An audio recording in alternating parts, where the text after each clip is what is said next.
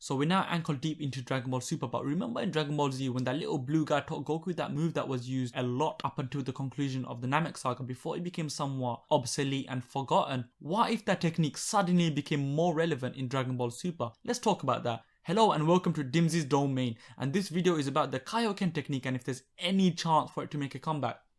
So firstly, what is the Kaio-Ken? Kaio-Ken translates to Fist of the World King or World King Fist. The Kaio-Ken is a multiplier. It multiplies the user's ki, thus increasing the strength, speed and awareness at the price of enormous strain on the body corresponding to the numeric multiplier used, and it only lasts for an extremely short amount of time, quoted to be a heartbeat. This is all while surrounding the user in glowing red aura. Now, a few side notes. The big green dub named the Kaio-Ken Kamehameha as they did with most moves, and that is categorically wrong. Also, the only user to successfully utilize and use the Kaio-Ken is Goku. During the Garlic Jr. arc, Chi-Chi seemed to show something similar to Kaio-Ken when infuriated by Krillin's girlfriend Maron. This is not Kaio-Ken, and this technique was named Red Blazing Aura through the Dragon Ball Z collectible card game. In addition, this was anime exclusive, i.e. filler, so yeah. Speaking about filler, Goku used a variation called the Super Kaio-Ken when battling Pikkon in the Otherworld tournament. That was the only time that technique was used, and although it seems theoretically possible, it is extremely strenuous on the body and therefore deemed to be impractical in my opinion. Relating to impracticality, although it's possible to theoretically achieve the multiplication boost from the Great Ape transformation being times 10 and Super Saiyan being times 50, it is once again very impractical due to the fact that it simply isn't worth it compared to going Super Saiyan. Due to the great physical burden on the body coupled with the time constraints, why would you use Kaio-Ken when you can just use Super Saiyan? This is why it's rarely used by, it isn't used at all after Goku learned how to become a Super Saiyan. Now, finally, the initial Saiyan God transformation where he becomes red greatly resembles something similar to a Kaio-Ken. Is that because that's Goku's entry into God mode and Kaio-Ken was a technique from a god, although it is a lesser one? Therefore, is there a credible relationship between Saiyan God, Super Saiyan God and Kaio-Ken? We can only speculate. But that was Goku. Remember, this was a technique invented by a lower deity named King Kai. What if there's a higher rank Kai who can utilize and better the technique to a much higher standard and better level, one without the time constraints and minimal bodily strain? If I'm not mistaken, they didn't mention whether the southern, northern, western and Grand Supreme Kais were replaced after being killed/absorbed by Majin Buu. The strongest Supreme Kai that we know of is the Grand Supreme Kai, and I'd assume him to be around the Super Saiyan 2-ish level in terms of power. That's a quick assumption and I haven't done research on it. However, if a Kai of that caliber could utilize a perfected or bettered version of the Kaio-Ken technique, that could make them astronomically strong.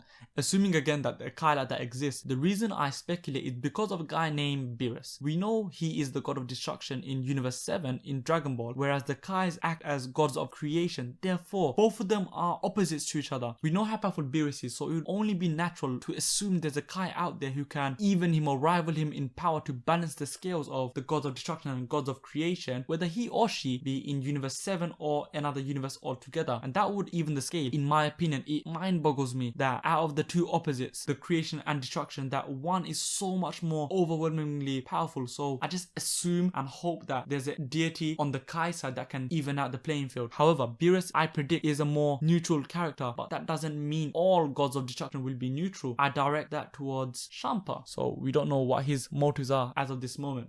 So can I see Kaio-Ken make a triumphant return? My heart says yes from the theory stated previously, but my mind says no.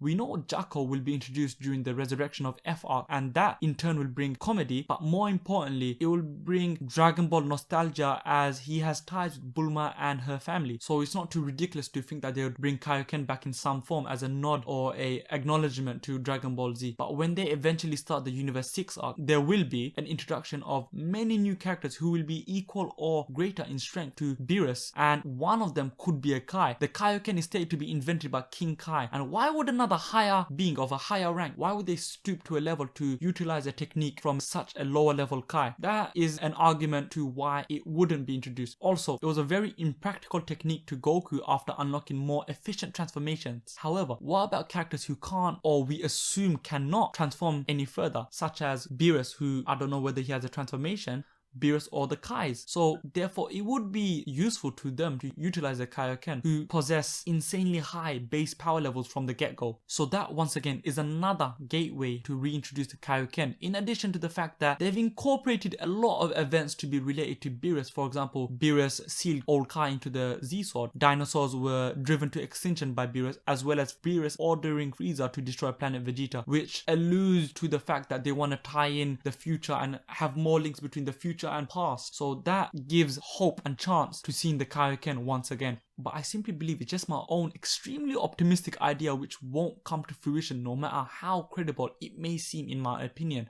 It comes down to the fact that Toriyama is not the most reliable with remembering things from the past, as well as planning too far ahead to give a well-gelled and cohesive story, which is further explained and proven in Blackenfist video, which I will link in the description down below. Nonetheless, I wholeheartedly trust Toriyama and his team to make Dragon Ball Super excellent, and hopefully with the supposed 100 episode run and knowing it's 2015, which allows them to reminisce and recall all the ways they could have improved Dragon Ball Z, we get a very high caliber standard of storytelling with zero to little plot holes. That's my optimistic opinion again. Maybe I'm being too optimistic to think that you guys agreed with anything I've said to warrant a like, share, subscribe, but that would be great if you guys can do that. So I would leave you guys with an English proverb. You may find the worst enemy or the best friend within yourself. Keep that in mind as you exit Dims's domain. See ya.